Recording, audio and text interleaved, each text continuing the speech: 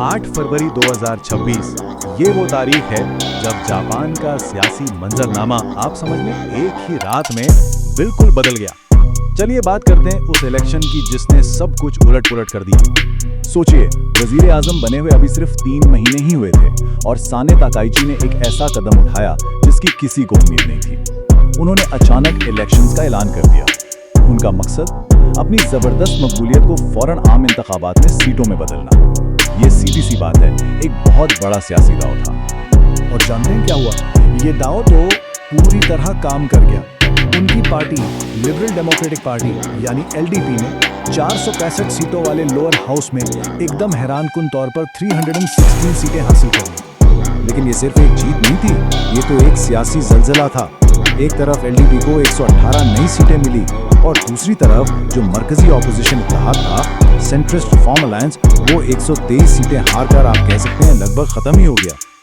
वाकई ये जापान की जंग के बाद की तारीख में किसी भी एक पार्टी की सबसे बड़ी, सबसे शानदार जीत थी और इस जीत ने ताकाइची के हुकूमती इत्तेहाद को सुपर मेजॉरिटी दे दी। अब इसका मतलब क्या है? इसका मतलब ये है कि उनके पास इतनी ताकत है कि वो पार्लियामेंट के ऐवान बाला की मर्जी के खिलाफ भी कानून पास करवा सकती हैं।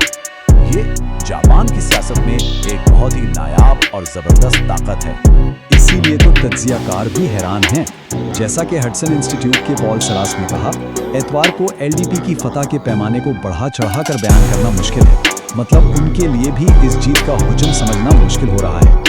आइए जरा नंबर्स पर नजर डालते हैं और वो बिल्कुल साफ कहानी बताते हैं। एलडीपी 316 सीटें, उनकी इत्तेहादी जमात एशियन 36 सीटों पर, और इसके मुकाबले में सेंट्रिस्ट रिफॉर्म अलायंस सिर्फ 49 सीटों पर सिमट गया। ये तो बिल्कुल सियासी मैदान साफ करने जैसा है। तो सवाल ये उठता है कि इस जबरदस्त कामयाबी के पीछे आखिर है कौन? देखें, ये इलेक्शन एलडीपी का नहीं था, बल्कि ये एक रेफरेंडम था, सीधा सीधा जापान की पहली खातून वजीर आजम साने ताकाइची की क़यादत पर।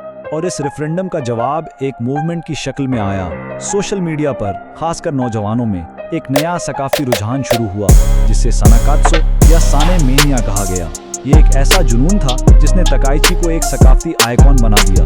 उनके हैंडबैग से लेकर उनके गुलाबी कलम तक हर चीज ट्रेंड करने लगी। और ये जुनून सबसे ज्यादा नौजवानों में था। इस बात पर गौर करें, 30 साल से कम उम्र के 90% से ज्यादा वोटर्स ने ताकाइची की हिमायत की। 90%। ये एक ऐसी नस्ल है जो आमतौर पर सियासत से दूर रहती है, लेकिन ताकाइची ने उन्हें भी अपने साथ जोड़ लिया। ठीक है, तो अब जब उनके पास इतना बड़ा मैंडेट है तो ताकाइची का मंसूबा क्या है? यहाँ से जापान की मईशत और सिक्योरिटी पॉलिसी दोनों में बहुत बड़ी तब्दीलियों का आगाज होने वाला है। उनकी माशी हिकमत अमली, जिसे सानेनॉमिक्स का नाम दिया जा रहा है, उनके सरपरस्त शिंजो आबे की आबेनॉमिक्स से बिल्कुल अलग है। देखें, आबे का मकसद इन्फ्लेशन यानी गिरती हुई कीमतों से लड़ना था, लेकिन ताकाइची के सामने बिल्कुल उल्टा चैलेंज है।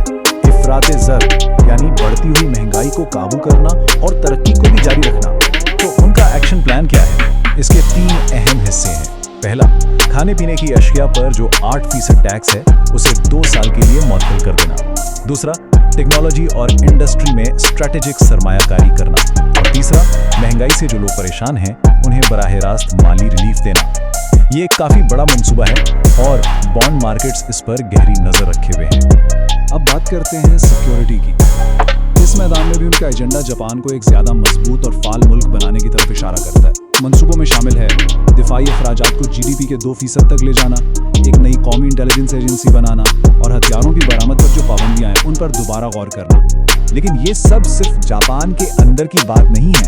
ये जो तमाम दाखिली तब्दीलियां हैं, इनके असरात पूरी दुनिया पर पड़ने वाले हैं। ये इलेक्शन असल में आर्मी सतह पर जापान के किरदार को दोबारा मुतय्यन करेगा। तो यहाँ सबसे अहम सवाल ये पैदा होता है, इससे आलमी इत्तेहाद यानी ग्लोबल अलायंसेस किस तरह बदलेंगे? और ताकाइची को अपनी इस नई घरेलू ताकत को फौरन ही आलमी सतह पर टेस्ट करना होगा। मार्च में वॉशिंगटन जा रही हैं अमेरिका के साथ इत्तेहाद को मजबूत करने, जबकि अगले ही महीने अप्रैल में सदर ट्रंप बीजिंग का दौरा कर रहे हैं। तो यहाँ एक दोधारी सूरत हाल बन रही है। एक तरफ अमेरिका के साथ ताल्लुकात और मजबूत हो रहे हैं, खासकर सदर ट्रंप के साथ ताकाइची के अच्छे ताल्लुकात की वजह से, लेकिन दूसरी तरफ बीजिंग के साथ तनाव बढ़ रहा है क्योंकि ताकाइची ने ताइवान के मसले पर काफ़ी सख्त बयानात दिए हैं। तो अब आगे क्या? इस सुपर मेजॉरिटी के साथ ताकाइची के पास ताकत तो बेपनाह है, लेकिन इसके साथ साथ कुछ बहुत बड़े चैलेंजेस भी उनका इंतजार कर रहे हैं। जैसा कि हमने बात की, ईवान ज़ीरी में सुपर मेजॉरिटी का मतलब है कि वो ज़्यादातर कवानीन पर ईवान बाला की मुखालिफत को बाईपास कर सकती है। ये कानून साजी की ताकत उनके हाथ में एक ज़बरदस्त टूल है, लेकिन उनका जो सबसे बड़ा हदफ है जापान के अमन पसंद आइन को बदलना, उसके रास्ते में अब भी एक बहुत बड़ी रुकावट है। आइन को तब्दील करने के लिए उन्हें ईवान बाला में भी 2/3 अक्सरियत चाहिए, जो उनके पास फिलहाल नहीं है। तो आने वाला सफर आसान नहीं है। ताकाइची को कई मुश्किलात का सामना है। आईनी तरमीम पर ईवान बाला में ताक़ुल, उनके नज़ारी मसूलों से पैदा होने वाले माशी खतरात, कमजोरी यानी मुसलसल परेशानी, और हाँ, पिछले कुछ सियासी स्कैंडल से जुड़े सवाल लगे हुए हैं। तो आखिर में सवाल ये है, एक तारीखी मैंडेट और इतने बड़े एजेंडे के साथ क्या वज़ीर आज़म ताकाइची वाकई एक नया जापान बनाने में कामयाब हो पाएंगे, या फिर माशी और सियासी हल उनके रास्ते की दीवार बन जाएंगे? इसका जवाब सिर्फ वक्त ही दे सकता है। 8 फरवरी 2026 ये वो तारीख है जब जापान का सियासी मंजरनामा आप समझिए एक ही रात में बिल्कुल बदल गया। चलिए बात करते हैं उस इलेक्शन की जिसने सब कुछ उलट-पुलट कर दिया। सोचिए, वजीर आजम बने हुए अभी सिर्फ 3 महीने ही हुए थे और साने ताकाइची ने एक ऐसा कदम उठाया जिसकी किसी को उम्मीद नहीं थी। उन्होंने अचानक इलेक्शंस का ऐलान कर दिया। उनका मकसद अपनी जबरदस्त मकबूलियत को फौरन आम इंतखाबात में सीटों में बदलना। ये सीधी सी बात है, एक बहुत बड़ा सियासी दाव था। और जानते हैं क्या हुआ? ये दाव तो पूरी तरह काम कर गया। उनकी पार्टी लिबरल डेमोक्रेटिक पार्टी यानी एलडीपी ने 465 सीटों वाले लोअर हाउस में एकदम हैरानकुन तौर पर 316 सीटें हासिल कर ली। लेकिन ये सिर्फ एक जीत नहीं थी, ये तो एक सियासी जलजला था। एक तरफ एलडीपी को 118 नई सीटें मिली और दूसरी तरफ जो मरकजी ऑपोजिशन इत्तेहाद था, सेंट्रिस्ट रिफॉर्म अलायंस, वो 123 सीटें हार कर आप कह सकते हैं लगभग खत्म ही हो गया। वाकई जापान की जंग के बाद की तारीख में इसी एक पार्टी की सबसे बड़ी, सबसे शानदार जीत थी। और इस जीत में ताकाइची के रूपी इत्तेहाद को सुपर मेजॉरिटी मिली। अब इसका मतलब क्या है? इसका मतलब ये है कि उनके पास इतनी ताकत है कि वो पार्लियामेंट के ईवान बाला की मर्जी के खिलाफ कानून पास करवा सकते हैं। ये जापान की सियासत में एक बहुत ही नायाब और जबरदस्त ताकत है। इसीलिए तो तज्जियाकार भी हैरान हैं। जैसा कि हडसन इंस्टीट्यूट के पॉल सरास ने कहा, एतवार को एलडीपी की फतह के पैमाने को बढ़ा चढ़ा कर बयान करना मुश्किल है। मतलब उनके लिए भी इस जीत का मुझे समझना मुश्किल हो रहा है। आइए जरा नंबर्स पर नजर डालते हैं और वो बिल्कुल साफ कहानी बताते हैं। एलडीपी 316 सीटें, उनकी इत्तेहादी जमात इशन 36 सीटों पर, और इसके मुकाबले में सेंट्रिस्ट रिफॉर्म अलायंस सिर्फ 49 सीटों पर सिमट गया। ये तो बिल्कुल सियासी मैदान साफ करने जैसा है। तो सवाल ये उठता है कि इस जबरदस्त कामयाबी के पीछे आखिर है कौन? देखें, ये इलेक्शन एलडीपी का नहीं था, बल्कि ये एक रेफरेंडम था, सीधा सीधा जापान की पहली खातून वजीर आजम साने ताकाइची की क़यादत पर।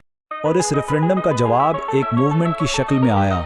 सोशल मीडिया पर खासकर नौजवानों में एक नया सकाफती रुझान शुरू हुआ, जिसे सानाकात्सो या साने मेनिया कहा गया। ये एक ऐसा जुनून था जिसने ताकाइची को एक सकाफती आइकॉन बना दिया। उनके हैंडबैग से लेकर उनके गुलाबी कलम तक हर चीज ट्रेंड करने लगी। और ये जुनून सबसे ज्यादा नौजवानों में था। इस बात पर गौर करें, 30 साल से कम उम्र के 90% से ज्यादा वोटर्स ने ताकाइची की हिमायत की। 90%। ये एक ऐसी नस्ल है जो आमतौर पर सियासत से दूर रहती है, लेकिन ताकाइची ने उन्हें भी अपने साथ जोड़ लिया। ठीक है, तो अब जब उनके पास इतना बड़ा मैंडेट है तो ताकाइची का मंसूबा क्या है? यहाँ से जापान की मईशत और सिक्योरिटी पॉलिसी दोनों में बहुत बड़ी तब्दीलियों का आगाज होने वाला है। उनकी माशी हिकमत अमली, जिसे सानेनॉमिक्स का नाम दिया जा रहा है, उनके सरपरस्त शिंजो आबे की आबेनॉमिक्स से बिल्कुल अलग है। देखिए, आबे का मकसद डिफ्लेशन यानी गिरती हुई कीमतों से लड़ना था, लेकिन ताकाइची के सामने बिल्कुल उल्टा चैलेंज है, इफराते ज़र यानी बढ़ती हुई महंगाई को काबू करना और तरक्की को भी जारी रखना। तो उनका एक्शन प्लान क्या है? इसके 3 अहम हिस्से हैं। पहला, खाने पीने की अशिया पर जो 8% टैक्स है उसे 2 साल के लिए मुअत्तल कर देना। दूसरा, टेक्नोलॉजी और इंडस्ट्री में स्ट्रैटेजिक सरमायाकारी करना। और तीसरा, महंगाई से जो लोग परेशान हैं उन्हें बराह रास्त माली रिलीफ देना। ये एक काफ़ी बड़ा मंसूबा है और बॉन्ड मार्केट्स इस पर गहरी नज़र रखे हुए हैं। अब बात करते हैं सिक्योरिटी की। इस मैदान में भी उनका एजेंडा जापान को एक ज़्यादा मजबूत और फाल मुल्क बनाने की तरफ इशारा करता है। मंसूबों में शामिल है दिफाई अखराजात को GDP के 2% तक ले जाना, एक नई कौमी इंटेलिजेंस एजेंसी बनाना और हथियारों की बरामद पर जो पाबंदियां हैं उन पर दोबारा गौर करना। लेकिन ये सब सिर्फ जापान के अंदर की बात नहीं है। ये जो तमाम दाखिली तब्दीलियां हैं इनके असरात पूरी दुनिया पर पड़ने वाले हैं। ये इलेक्शन असल में आलमी सतह पर जापान के किरदार को दोबारा मुतय्यन करेगा। तो यहाँ सबसे अहम सवाल ये पैदा होता है, इससे आलमी इत्तेहाद यानी ग्लोबल अलायंसेस किस तरह बदलेंगे और ताकाइची को अपनी इस नई घरेलू ताकत को फौरन ही आलमी सतह पर टेस्ट करना होगा। मार्च में वॉशिंगटन जा रही है अमेरिका के साथ इत्तेहाद को मजबूत करने, जबकि अगले ही महीने अप्रैल में सदर ट्रंप बीजिंग का दौरा कर रहे हैं। तो यहाँ एक दो धारी सूरत हाल बन रही है। एक तरफ अमेरिका के साथ ताल्लुकात और मजबूत हो रहे हैं, खासकर सदर ट्रंप के साथ ताकाइची के अच्छे ताल्लुकात की वजह से, लेकिन दूसरी तरफ बीजिंग के साथ तनाव बढ़ रहा है क्योंकि ताकाइची ने ताइवान के मसले पर काफ़ी सख्त बयानात दिए हैं। तो अब आगे क्या? इस सुपर मेजॉरिटी के साथ ताकाइची के पास ताकत तो बेपनाह है, लेकिन इसके साथ साथ कुछ बहुत बड़े चैलेंजेस भी इनका इंतजार कर रहे हैं। जैसा कि हमने बात की, ईवाने वीरी में सुपर मेजॉरिटी का मतलब है कि वो ज़्यादातर कवानीन पर ईवाने बाला की मुखालिफत को बाईपास कर सकती है। ये कानून साजी की ताकत उनके हाथ में एक ज़बरदस्त टूल है, लेकिन उनका जो सबसे बड़ा हदफ है जापान के अमन पसंद आइन को बदलना, उसके रास्ते में अब भी एक बहुत बड़ी रुकावट है। आइन को तब्दील करने के लिए उन्हें ईवाने बाला में भी 2/3 अक्सरियत चाहिए, जो उनके पास फिलहाल नहीं है। तो आने वाला सफर आसान नहीं है। ताकाइची को कई मुश्किलात का सामना है। आईनी तरमीम पर अवाने बाला में तातुल, उनके खिलाफ मुसीबतों से पैदा होने वाले माशी खतरात, कमजोर से परेशानी और हाँ, पिछले कुछ सियासी स्कैंडल से जुड़े सवाल अभी भी बाकी हैं। तो आखिर में सवाल ये है, एक तारीखी मैंडेट और इतने बड़े एजेंडे के साथ क्या वज़ीर आज़म ताकाइची वाकई एक नया जापान बनाने में कामयाब हो पाएंगी या फिर माशी और सियासी हकीकतें उनके रास्ते की दीवार बन जाएंगी? इसका जवाब सिर्फ वक्त ही दे सकता है।